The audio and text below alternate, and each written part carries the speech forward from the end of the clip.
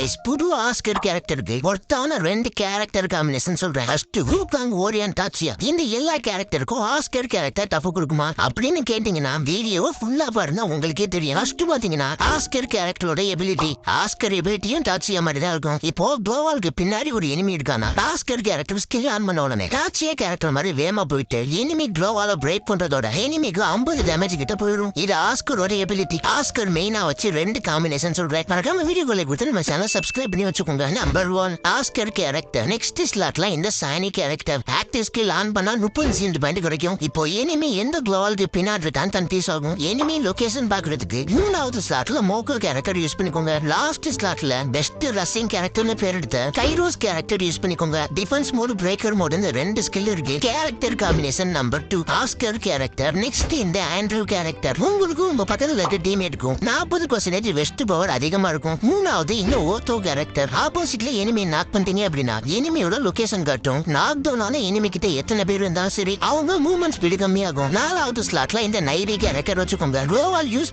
பண்ண நமக்கு ஹெச்பி ஏறிட்டே இருக்கும். இப்போ ஆஸ்கர் கேரக்டர் ஒர்த்தா இல்லையான்னு கேட்டீங்கன்னா நான் சொன்ன காம்பினேஷனோட யூஸ் பண்ணுங்க. கண்டிப்பா ஒர்த்தா இருக்கும்.